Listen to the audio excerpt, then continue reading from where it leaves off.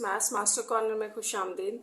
आज हम fourth chapter की एक्सरसाइज 4.3 डिस्कस करेंगे और ये आपके पास एक्सरसाइज है एचसीएफ से रिलेटेड। और एचसीएफ क्या होता है? ये हाईएस्ट कॉमन फैक्टर है, यानी कि जो आपको दो या इससे ज़्यादा पोलिनोमियल्स दिए होंगे उनको हम फैक्टराइज करेंगे सबसे पहले, और फिर उनमें देखेंगे कि हमारे पास क्या चीज़ कॉमन आ रही है और वही आपकी एचसीएफ होगी। तो कॉमन आपने क्या देखना है, तो यहाँ पर आपको ना कॉलम वाइज अलग अलग फर्स्ट क्वेश्चन में सारा बताया हुआ है। जैसे सबसे पहले आपने न्यूमेरिकल कोफिशिएंट्स को देखना है, फिर उसमें जो कांस्टेंट आ रहे हैं उनको देखना है और फिर उन सबको कंबाइन करके एचसीएफ लिख देना है। ठीक है, तो हम फर्स्ट क्वेश्चन से स्टार्ट करते हैं। जैसे ये 16 और 9 है ना, तो 16 और 9 में आपके पास क्या कॉमन होगा? ठीक है,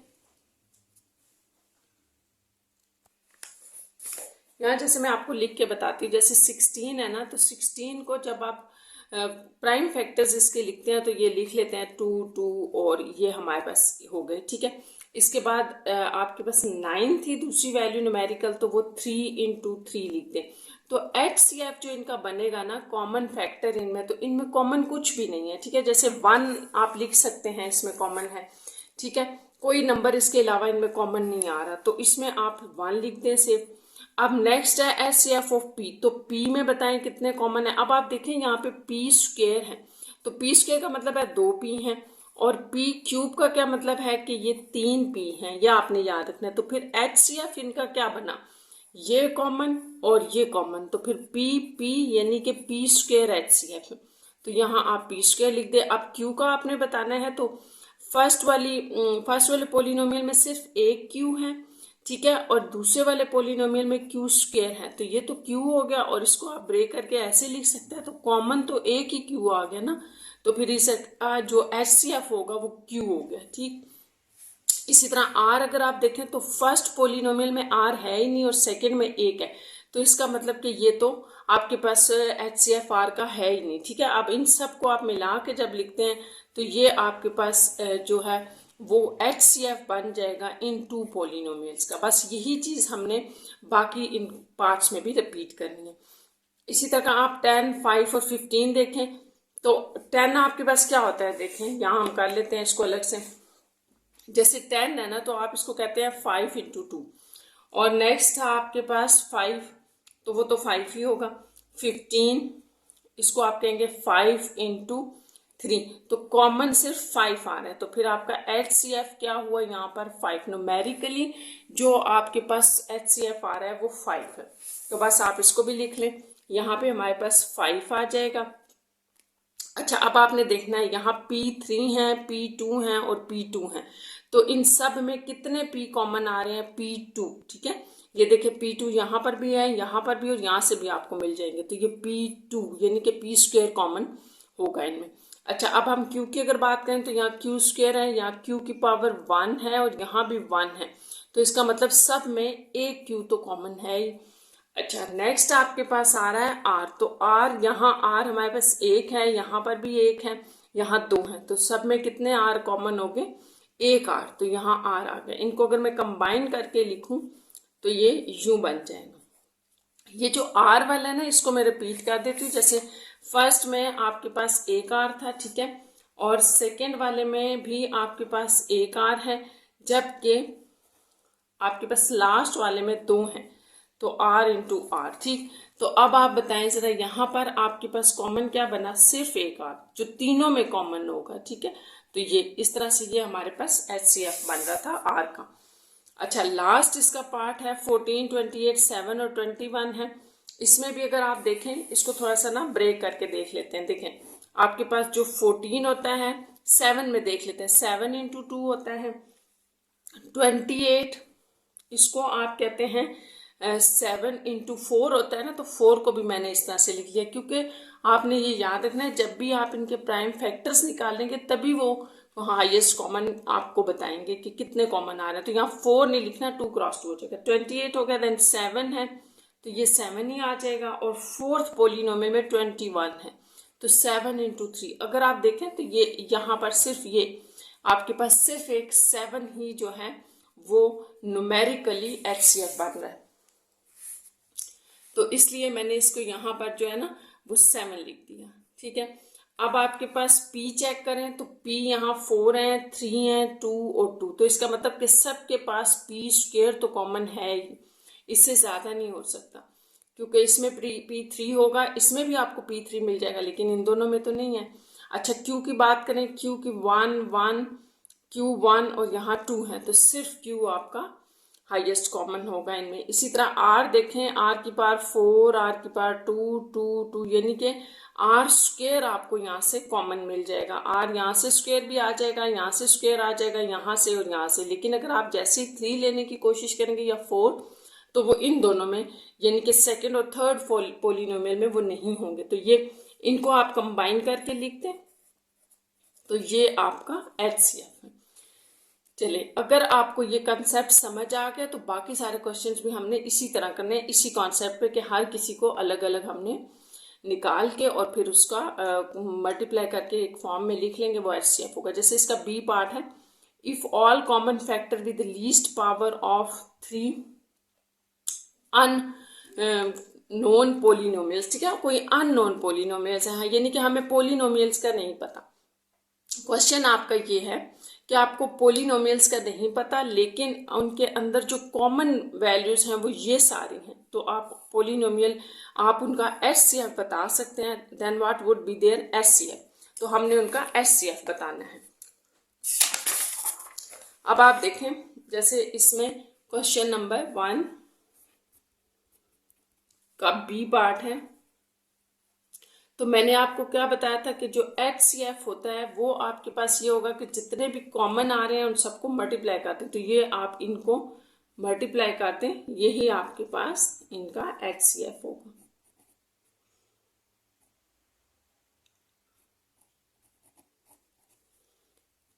तो ये 4 बन जाएगा, 4 3 12 PQ into P plus Q का स्क्वायर, तो ये इनका HCF बन गया बी पार्ट के अंदर।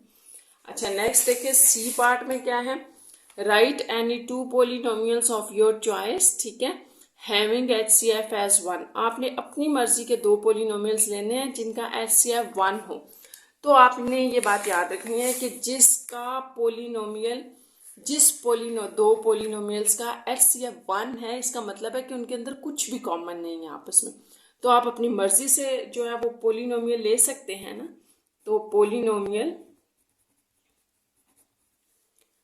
पोलिनोमियल्स क्या होंगे, जैसे एक मैंने x प्लस 1 ले लिया, दूसरा x प्लस 2, तो ये दोनों पोलिनोमियल हैं, ठीक है, इसको आप बेशक कह लें फर्स्ट और इसको आप कह लें सेकंड। तो ये 2 पोलिनोमियल हैं जिनके बिटवीन कुछ भी कॉमन नहीं था, तो इस हिसाब से इनका जो HCF बना वो 1 है, इनके दरमियान कुछ भी कॉमन नहीं था। कुछ भी आप ऐसा ले सकते हैं जिनके दरमियान कोई चीज़ भी कॉमन ना हो, तो ये पूरी एक वैल्यू होती है, आपने ये याद रखना, आपने ये नहीं सोचना कि x जो है वो कॉमन है, x प्लस 1 एक वैल्यू है, x प्लस 2 दूसरी वैल्यू है। इसका जो डी पार्ट है, the only common factor of 2 polynomial is m minus n and the only uncommon factor is m square plus n square, ठीक है। Can you guess the unknown polynomial, तो आपने unknown polynomial बताना है। अगर आपके पास जो है कॉमन फैक्टर उसमें ये हैं और नॉन कॉमन ये हैं, तो ये 2 पोलिनोमियल्स होंगे, ठीक है, 2 अननोन कॉमन, ये देखिए 2 पोलिनोमियल्स आपने बताने हैं। तो ये इसका डी पार्ट भी देखते हैं, ये बड़ा आसान सा है। देखें, आपको सबसे पहले गिवन क्या है, हमें गिवन है कॉमन फैक्टर, ठीक है, कॉमन फैक्टर क्या था, m माइनस n। अच्छा, नेक्स्ट आपके पास जो अनकॉमन है,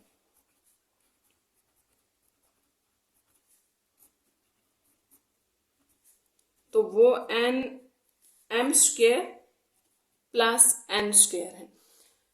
तो सबसे पहली बात तो ये कि अगर हम यहाँ इसको लिखने की कोशिश करते हैं ना, जैसे आप कहते हैं फर्स्ट पोलिनोमियल एक मैंने लिखा, ठीक है, उसमें हम सिर्फ ये लगा देते हैं। सेकेंड पोलिनोमियल है, उसको आप लिखें m माइनस n, ये तो आपने उसमें डालना ही है। क्यों डालना है, क्योंकि हमें पता है कि कॉमन उसमें जो है वो ये है, अगर कॉमन है तो फिर दोनों में था ना वो, और ये नॉन कॉमन है या अनकॉमन है, तो आपने क्या करना है, बेशक उसको इसके साथ मल्टीप्लाई में डाल दें, बेशक इधर डाल दें, ये आपके ऊपर है। इन दोनों में से आपने जिसमें भी इसको लिख दिया ठीक होगा। जैसे मैंने अगर इसको यहाँ लिख दिया ना तो ये ठीक है। ये दो रिक्वायर्ड या अननोन पोलिनोमियल्स थे जो हमसे पूछे गए थे। अब लिखे कैसे है, फिर रिपीट कर रही हूँ। कॉमन फैक्टर का मतलब है कि वो दोनों में ये तो था ही, और इसके बारे में कहा गया कि ये अनकॉमन है। तो अनकॉमन आप बेशक इधर लगा दें या इधर लगा दें, तो ये हमारे पास रिक्वायर्ड पोलिनोमियल्स हैं दो। नेक्स्ट आपके पास है ई पार्ट। अब ई पार्ट में क्या है, can you guess HCF of two polynomials. क्या आप दो पोलिनोमियल्स का एचसीएफ बता सकते हैं जो कि ये हैं, ये दोनों पोलिनोमियल्स हैं। विदाउट एनी प्रोसीजर, आपको कोई प्रोसीजर करने की जरूरत नहीं है, कोई फार्मूला लगाने की जरूरत नहीं है, कोई फैक्टराइजेशन नहीं है, बस आपने सीधा इनको देख के बता देना है। तो अगर आप थोड़ा सा गौर से इसको देखें तो ये दोनों सेम है। देखिए x cube plus 5x plus 1, इसकी थोड़ी सी ना अरेंजमेंट चेंज की हुई है। देखें इसको अगर मैं इस तरह से लिख दूं, एक्स क्यूब प्लस इस तरह की फॉर्म में लिख दूं, तो ये भी तो वही बन गया ना। प्लस में आप चीजें आगे पीछे लिख सकते हैं, तो ये सेम है। तो इसका मतलब हुआ कि एचसीएफ तो हमारा फिर यही है, इसी को आप एचसीएफ कहेंगे ना, क्योंकि ये दोनों में कॉमन है। तो ये इसका रिजल्ट है। नेक्स्ट आपके पास है question number 2, find the HCF of the following by factorization. तो इनमें आपने सारे क्वेश्चंस में फैक्टराइजेशन करनी है फर्स्ट, फिर आपने उनमें देखना है कि टू पोलिनोमियल्स हैं या 3 हैं, तो उनमें क्या कॉमन है। जैसे हम इसके क्वेश्चन नंबर 2 से स्टार्ट कर रहे हैं, ठीक है। आपके पास यहाँ 2 हैं पोलिनोमियल, जैसे ये था, इसके ऊपर स्क्वायर है, तो इसकी फैक्टराइजेशन कैसे होगी, इसको थोड़ा सा ओपन करके लिख दें, ये और ये होगी, ठीक है। अच्छा, दूसरा आपके पास ना ये लिखा हुआ है, तो ये तो आपको पता है फार्मूला होता है। आपने इन क्वेश्चंस में बस जो पिछले जितने भी फार्मूलाज याद किए हैं ना अलजेब्राइक एक्सप्रेशंस में या पोलिनोमियल्स में, वो सारे याद रखना है। वो यहाँ पे लगेंगे स्क्वायर और क्यूब के जितने भी, जैसे ये भी स्क्वायर का है, ये भी स्क्वायर का है, तो ये आपके पास आ गया। अब आपने यहाँ पे सिंपल एचसीएफ बताना था, तो दोनों में जो कॉमन है वो ये पार्ट है सिर्फ, क्योंकि ये तो आपके पास अनकॉमन आ रहे हैं। तो इसको लिख लें, x plus y is the required HCF. अच्छा, नेक्स्ट थर्ड क्वेश्चन देखें। थर्ड भी मैं लिख देती हूँ। एक हमारे पास ये वैल्यू है, ठीक है, होल क्यूब। इसको देखते हैं कैसे कर सकते हैं हम। दूसरा एक आपके पास ये है।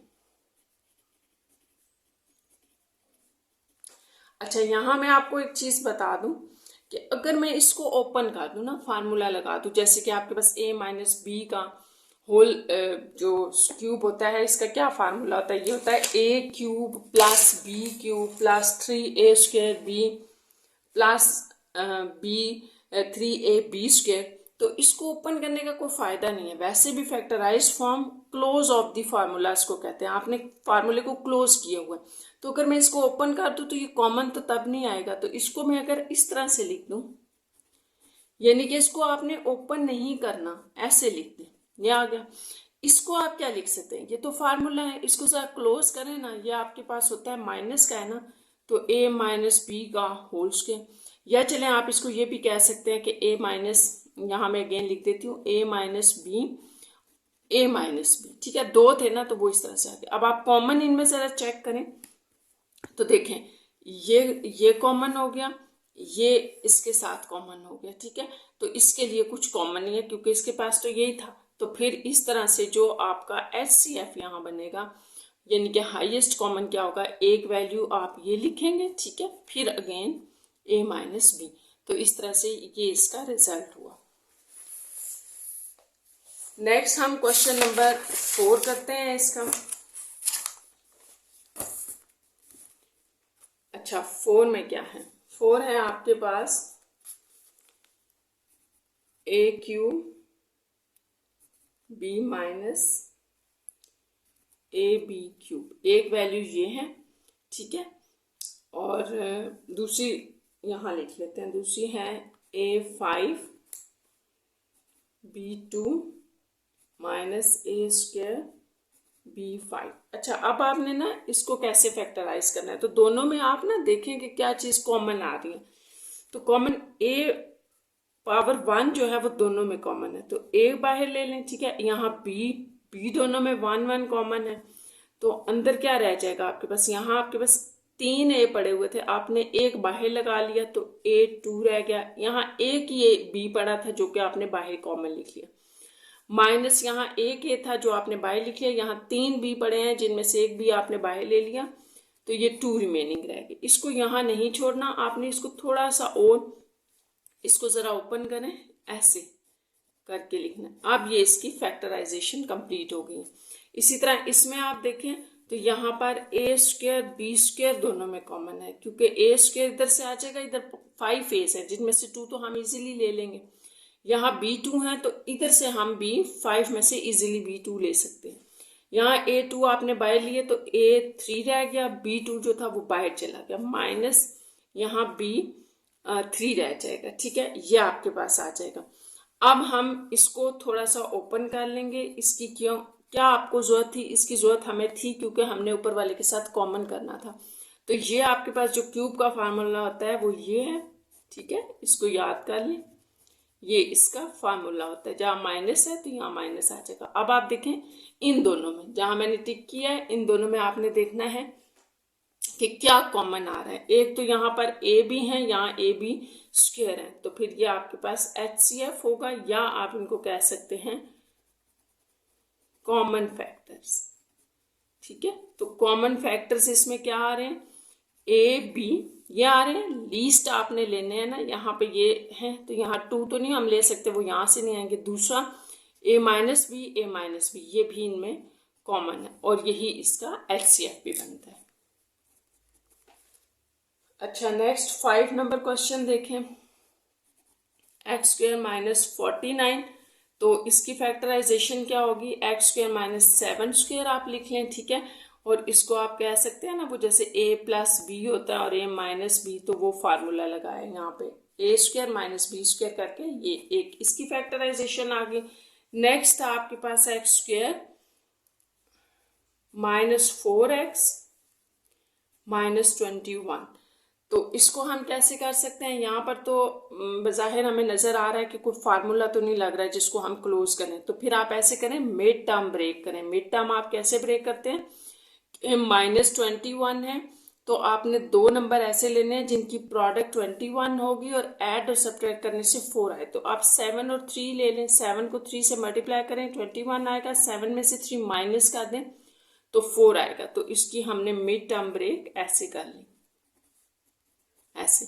अब यहाँ से आपने x कॉमन ले लिया तो x माइनस 7, यहाँ प्लस 3 कॉमन ले लें, x माइनस 7, और यहाँ से x माइनस 7 अगर आप कॉमन ले रहे हैं तो रिमेनिंग में x प्लस 3। अब आप इसमें और इसमें ये दोनों वैल्यूज़ की फैक्टराइजेशन है, तो इसमें अब आप कॉमन बता दें। कॉमन आपका क्या हुआ? कॉमन हमारे पास है x माइनस 7 और x माइनस ये। ठीक है, और यही आपका HCF भी है। तो इस तरह से ये यहाँ पर आपका क्वेश्चन नंबर 5 कंप्लीट हो गया। नेक्स्ट इसका क्वेश्चन है क्वेश्चन नंबर 6। तो यहाँ पर भी आपको 2 वैल्यूज़ दी हैं जिसमें हमने HCF फाइंड आउट करना है। सबसे पहले इसकी फैक्टराइजेशन कर लेते हैं। ठीक है, तो आपके पास है 12x square plus x minus 1। अच्छा, सबसे पहले तो आपने ये बात याद रखनी है कि यहाँ पर ये कोई भी सबसे पहले आपने देखना है कि 3 वैल्यूज़ है ना, तो कोई फार्मूला तो नहीं क्लोज हो रहा, जैसे a प्लस बी का होल स्क्वायर या a माइनस बी का होल स्क्वायर वाला फार्मूला तो नहीं लग रहा। अगर वो नहीं लग रहा तो फिर आपने इसको मिड टर्म ब्रेक से चेक करना है। ठीक है, अब मिड टर्म ब्रेक में आपने करना ये है कि ये जो लास्ट में नंबर होता है ना, सबसे पहली बात तो ये है कि आपने याद रखना ये क्वाड्रेटिक फॉर्म में होना चाहिए। आपके पास इस फॉर्म में इक्वेशन होनी चाहिए, यानी कि पहले एक्स स्क्वायर की वैल्यू हो, फिर एक्स की, फिर कांस्टेंट की। एक तो इसकी फॉर्म आपने अरेंज करनी है, अगर अरेंज नहीं है तो। अब ये तो फॉर्म अरेंज है। ठीक है, दूसरा आपने ये बात याद रखना है कि यहाँ जो कांस्टेंट होता है एंड पे c, इसको a के साथ मल्टीप्लाई करना है। जो नंबर आता है उसको आपने चेक करना होता है। जैसे लेट्स सपोज यहाँ पर आपके पास 6 है और यहाँ पर आपके पास 3 है, तो आपने इन दोनों को मल्टीप्लाई करना है। 18 जैसे बन रहा है ना, तो अब आपने 18 में चेक करना है कि 18 किन 2 नंबर से बनेगा, जिनको फिर ऐड और सब्ट्रैक्ट करके सेंटर वाला नंबर बनेगा। तो यहाँ पर अगर मैं यही वाली बात रिपीट करूँ कि आप लास्ट नंबर को इस तरफ मल्टीप्लाई करें तो ये 12 बन रहा है। अच्छा, 12 आपके पास कैसे आता है? 4 इंटू 3 भी 12 होता है, 6 इंटू 2 भी 12 होता है, 12 इंटू 1 भी 12 होता है। तो हमने कौन सा पिक करना है? अब आपने इनमें से वो दो नंबर लेने हैं जिनको ऐड या सब्ट्रैक्ट करने से सेंटर वाला नंबर बन रहा हो। अब सेंटर में क्या है, तो सेंटर में तो आपके पास 1 आ रहा है, आपने x के साथ देखना है, यानी कि b वैल्यू देखनी है। तो यहाँ b वैल्यू तो 1 आ रही है, इसका मतलब ये हुआ कि 4 3 12 में लूँ अगर, तो 4 -3 1 आ जाएगा, और यहाँ पर कोई भी 1 नहीं दे रहा, ठीक है। अब नेक्स्ट स्टेप आपका ये होता है कि साइन क्या लेने हैं इनके साथ। तो साइन आप जो बड़े के साथ साइन है ना, सॉरी प्लस का अगर सेंटर में साइन है तो आपने बड़े के साथ प्लस ले लेना है, बड़े नंबर के साथ, ठीक है। और अगर आपके पास यही यहाँ पे अगर -7 हो लेट्स सपोज, तो आपने दोनों के साथ माइनस ले लेना है। तो इस तरह के क्वेश्चंस हम देखेंगे, अगर आगे आते हैं तो मैं आपको फर्दर और बता दूंगी, ठीक है। तो यहाँ पे फिर हम क्या ले रहे हैं, +4x -3x, क्योंकि ये माइनस करके वही आ जाएगा। अब नेक्स्ट आपके पास जो चीज़ आ रही है वो क्या है कि आपने कॉमन लेना है, तो 4x आप कॉमन ले लें यहाँ से, 3x + 1। अब यहाँ तो कुछ भी दोनों में कॉमन नहीं है, -1 आप कॉमन ले लें तो अंदर दोनों के साइन जो है वो चेंज हो जाएंगे। फिर आपको ये भी याद रखना है कि ये चीज़ सेम होनी चाहिए, ये सेम होगी तो इसका मतलब है कि आपने जो मिड टर्म किया है वो ठीक है, मिड टर्म ब्रेक किया है, ठीक है। यहाँ से अब अगर ये वाली वैल्यू 3x + 1 हम कॉमन ले लें तो अंदर रह गया 4x - 1। इस तरह से ये फैक्टराइजेशन है आपके पास इसकी, ठीक है। अब इसी तरह से हम इसकी नेक्स्ट वैल्यू देखते हैं क्वेश्चन नंबर 6 में।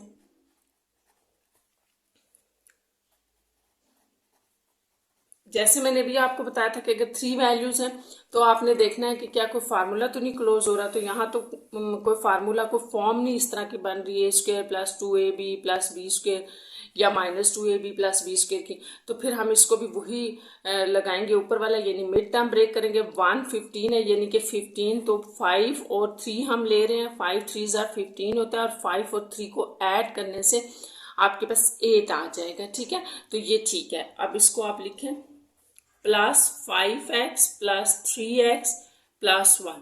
अब नेक्स्ट वही स्टेप है कि आप 5x कॉमन ले लें, तो 5 3 = 15x + 1 रह जाएगा। यहाँ आप देखें इन दोनों में कुछ कॉमन नहीं है तो +1 ले लें, 3x + 1, ठीक है।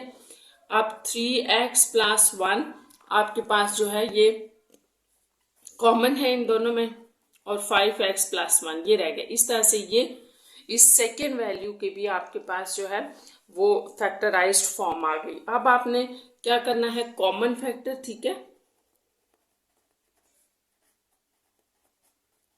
तो कॉमन फैक्टर इन दोनों में क्या है, इसमें और इसमें आपने चेक करना है, ठीक है। अब कॉमन फैक्टर है आपके पास ये दोनों में, देखिए ये और ये दोनों में ये कॉमन फैक्टर था, और यही इसका HCF भी होगा।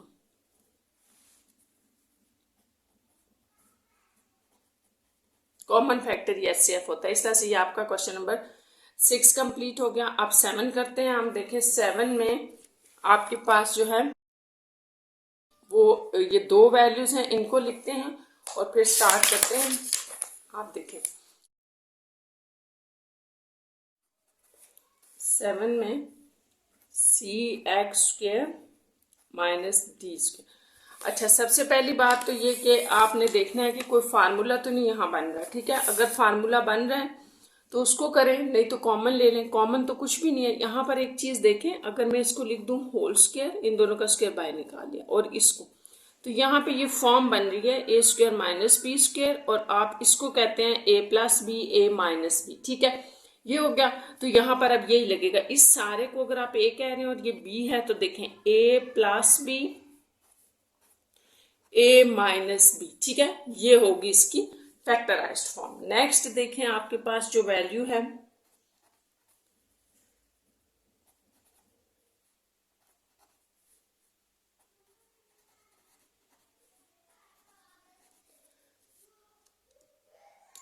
अब आपने ये करना है कि ये 4 वैल्यूज है, कॉमन ले लेते हैं। आप कॉमन देखें इन दोनों में क्या कॉमन है। इनमें अगर इनमें C और X कॉमन है, ठीक है। तो अगर हम ये कॉमन ले लें तो रिमेनिंग क्या रहेगा, देखिए C आपने बाहर ले लिया, X 2 पड़े थे, आपने एक बाहर ले लिया, तो एक A और एक X रह गया। यहां से भी आप CX कॉमन ले लें B। अब इन दोनों में आप देखिए क्या कॉमन है, तो यहाँ पर आपके पास डी, सिर्फ डी कॉमन है, तो ए एक्स माइनस बी, तो ये देखिए दोनों सेम हो गया। अब ए एक्स माइनस बी को अगर आप यहाँ से कॉमन लें तो सी प्लस डी। अच्छा, अब आपके पास स्टूडेंट्स एक ये और एक ये दो हैं, फैक्टराइज्ड फॉर्म है, इनमें आपने देखना है कि क्या कॉमन है। तो कॉमन ले लें पहले। कॉमन है सी एक्स प्लस डी, और यही आपका एच सी एफ भी है। ये इस तरह से आपका 7 नंबर क्वेश्चन कंप्लीट हो गया। 8 देखें, 8 में भी हमने यही करना है। एक वैल्यू में लिख रही हूँ m माइनस एन स्क्वेयर, तो इसको पहले फैक्टराइज कर लें। जैसे भी आपको मैंने बताया, ऊपर हमने यूज किया a square minus b square, तो यहाँ पर उसके according a plus b, sorry यहाँ n है, और a माइनस बी, ये बन जाएगा। ये आपका बन गया m प्लस एन और m माइनस एन। अच्छा, नेक्स्ट आपके पास जो है वो है m4 माइनस n4।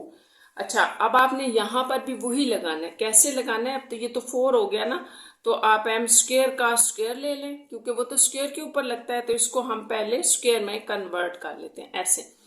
तो अब आपके पास यहाँ क्या लग जाएगा, देखो ए स्क्वेयर माइनस बी स्क्वेयर है, तो ये अब आपका ये सारा ए और बी है, इसको याद रखना है। तो a प्लस बी और a माइनस बी। अब आपने यहाँ एक और बात याद रखनी है कि यहाँ इसकी फैक्टराइजेशन कंप्लीट नहीं होगी। अगर ये फर्दर हो सकता है तो आपने इसको करना है। लेट्स सपोज कि ये आपके पास जो है ये मजीद हो सकता है फैक्टराइज। कैसे? देखें, ये भी ए स्क्वेयर माइनस बी स्क्वेयर बना रहा है, तो इसके ऊपर हम अगेन लगा देंगे फार्मूला। तो नेक्स्ट आपके पास जो वैल्यू बन जाएगी ना, इसकी कंप्लीट फैक्टराइज्ड फॉर्म वो मैं लिख देंगे, ठीक है। तो वो आपके पास होगी। उससे अगले स्टेप में m square plus n square था, ठीक है, ये था आपके पास, ठीक।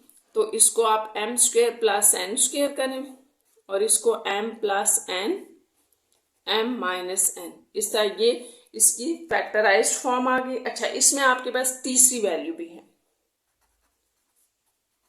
ये है।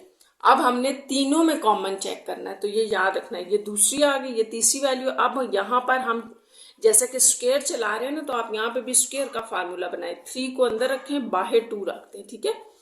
वैसे इसको 3 से भी आप कर सकते हैं, लेकिन ये आसान हो जाएगा। पहले 2 वाला कर लें, फिर 3 वाला अप्लाई करेंगे इसके ऊपर, ए क्यूब माइनस बी क्यूब वाला भी। तो ये हो गया ए स्क्वायर माइनस बी स्क्वायर। अब आपका ये सारा जो है ना स्टूडेंट, ये ए है और ये बी है, तो लगाएं जरा इसके ऊपर कि ये ए है, ए प्लस बी, ठीक, और फिर ए माइनस बी, यहां तक हो गया। अब फर्दर इन दोनों के ऊपर फार्मूला अप्लाई हो रहा है, किसका? क्यूब का हो रहा है। तो वो हम करते हैं यहां से स्टार्ट। देखें, ए क्यूब प्लस बी क्यूब जो होता है, ठीक है, उसका क्या फार्मूला होता है? इसमें प्लस आ जाएगा और सेंटर में आपके पास माइनस आता है, यहाँ स्क्वायर होता है, m n minus plus n square. ये मैं लिख भी देती हूँ, एम माइनस एन, माइनस वाले में सेंटर में आपके पास प्लस होता है, ऐसे। ये दोनों फार्मूले मैं यहाँ बता देती हूँ। A cube minus B cube आपके पास होता है A minus B, A square plus A B plus B square, ठीक है। और जो A cube plus B cube होता है, जो प्लस का होता है, उसमें यहाँ पे प्लस आ जाएगा और यहाँ सेंटर में माइनस होता है। तो ये हमने दोनों यहाँ अप्लाई किया। तो इस तरह से ये तीसरे की ये फैक्टराइज्ड फॉर्म थी, इससे आगे नहीं हो सकती, ठीक है। अब हमने इसका लेना है कॉमन फैक्टर या HCF, ठीक है। तो HCF इनमें क्या बना, तो आपने याद रखना है कि यहाँ पे हमारे पास 3 वैल्यूज है, तो तीनों में हम चेक कर लेते हैं। अगर आप इन दोनों में देखें कॉमन, ठीक है, ये देख लें आप, यहाँ पर मैंने जैसे टिक किया है ना, ये वाला और ये, तो ये इन दोनों में कॉमन क्या आ रहा है? m minus n m plus n, ये m माइनस एन है और ये m प्लस एन है। और जो तीसरी वैल्यू थी हमारी, ये जो फर्स्ट थी, इसमें आपके पास ये था ना, ये सॉरी ये, तो इसमें m plus n m minus n, ये पहली वैल्यू थी। तो इसका मतलब ये हुआ कि तीनों में जो चीज़ कॉमन आ रही है, आपने भी चेक कर लेनी है, वो ये है, ये दोनों तीनों में कॉमन है। तो आपने कॉमन जो फैक्टर होगा वो तीनों में सेम होना चाहिए। ये नहीं कि दो में सेम हो और तीसरे में ना हो रहा, तो तीनों में जो चीज़ सेम आ रही है वो आपका कॉमन फैक्टर या HCF है। इसको आप ऐसे भी लिख सकते हैं और आप इसको क्लोज करके भी लिख सकते हैं, ठीक है। तो ये इसका इस तरह से आंसर होगा। नेक्स्ट आपका है लास्ट क्वेश्चन। इसमें भी 3 वैल्यूज हैं और इन तीनों को फैक्टराइज करके और हम इनका कॉमन निकाल लेते हैं या HCF निकाल लेते हैं।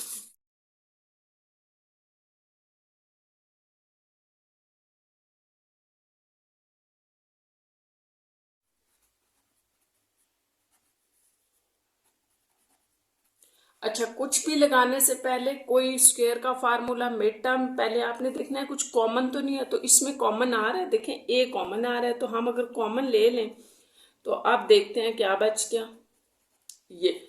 तो ये तो आपके पास एक फार्मूला है, ये है x प्लस ए का होल स्क्वायर, और इसको फर्दर आप ऐसे भी लिख सकते हैं, 2 बना दे, ठीक है। तो ये पहली फैक्टराइजेशन हो गई पहली पार्ट की। नेक्स्ट इसमें जो आपको गिवन है वो 2a x square minus 4a square x minus 6a cube. तो इसमें भी आप देख लें कि क्या कॉमन है। तो सबसे पहली बात तो ये कि 2 कॉमन आ रहा है और साथ में एक a कॉमन आ रहा है। तो यहाँ रह गया एक्स स्क्वायर माइनस 2 2 जा 4, बाहर 2 2 जा 4 पड़ा था ना, 2 2 थे, एक बाहर चला गया, एक a भी बाहर चला गया, ax माइनस 3a स्क्वायर। तो अब इस पे तो कोई फार्मूला नहीं अप्लाई हो सकता, ठीक है, क्योंकि वो a स्क्वायर और 2a भी तो हम बना लें, लेकिन प्लस b स्क्वायर की फॉर्म नहीं बन रही। तो आप इसको मिड टर्म ब्रेक से कर लें। अब बीच में आपको सेंटर में 2 चाहिए और मल्टीप्लीकेशन से 3। तो अगर हम 3 इंटू 1 ले लें, 3 इंटू 1 3 आ जाएगा, और 3 में से 1 माइनस कर दें तो 2 आ जाएगा। तो आप ऐसे करें कि सेंटर में माइनस साइन है ना, तो आप बड़े वाले नंबर के साथ माइनस, छोटे के साथ प्लस ले लें, तो ये यूं हो जाएगा -3 और constant number as it is दोनों के साथ आ जाएगा ax। यहाँ 1 नहीं लिखते हम, ax लिख दिया, 3a स्क्वायर। अच्छा, अब आपके पास आ जाएगा, यहाँ से आप देखें कॉमन ले लें x, तो x माइनस 3a, यहाँ से आप प्लस a कॉमन ले लें, x माइनस 3a,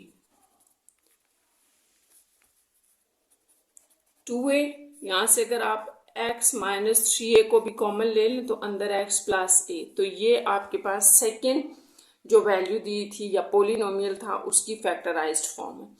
अच्छा, थर्ड भी देख लें, 3ax प्लस a स्क्वायर का स्क्वायर। अच्छा, इसको आपने इस तरह से करना है, 3 यहाँ पर देखें एक a कॉमन आ रहा है, तो एक a कॉमन ले लें, तो x प्लस a यूं, और फिर हम इसका स्क्वायर बाहर, ये स्क्वायर एज इट इज हमने लगा दिया, सिर्फ अंदर में से a कॉमन ले लिया। अब ये स्क्वायर आपको पता है, जब स्क्वायर जितनी वैल्यूज के बाहर होता है सबको इंडिविजुअली दे देते हैं, तो ये स्क्वायर इसके ऊपर भी आएगा और इसके ऊपर भी आएगा। तो ये आपके पास फाइनल जो फॉर्म बनेगी ना वो होगी a स्क्वायर और यहाँ पे x प्लस a का होल स्क्वायर, ठीक है। इसका एक और स्टेप कर लें, आप उसको ब्रेक कर दें, यानी कि जो स्क्वायर है उसको हमने 2 में ऐसे कन्वर्ट कर लिया और इस तरह से ये हो गया। तो ये आपके पास 3 स्टूडेंट्स जो पोलिनोमियल्स थे इनको हमने फैक्टराइज कर लिया है। तो नेक्स्ट स्टेप है इनमें से कॉमन फैक्टर का। तो आप देखते जाएं, देखें एक ये थी आपके पास वैल्यू, इसमें अगर आप देखें तो x प्लस a 2 आ रहे हैं, यहाँ आ जाए, यहाँ एक x प्लस a आ रहा है, यहाँ पर भी 2 आ रहे हैं। तो इसका मतलब कि एक x प्लस a तो आपके पास कॉमन है। दूसरा आपके पास क्या चीज आ रही है, यहाँ एक a आ रहा है, सिर्फ सिंगल a, जबकि इसमें 2a है, तो a दोनों में एक एक कॉमन हो गया, यहाँ पर 2a पड़े हैं, तो a तीनों में आपके पास एक a कॉमन है, ठीक है। यहाँ हम लिख लेते हैं इसको, ये आपके पास क्या बनेगा, एक a कॉमन है और x प्लस a कॉमन है। तो बस यही आपका HCF भी होगा। इस तरह से ये आपका क्वेश्चन नंबर 9 कंप्लीट हो गया और साथ ही ये एक्सरसाइज भी आपकी कंप्लीट हो गई।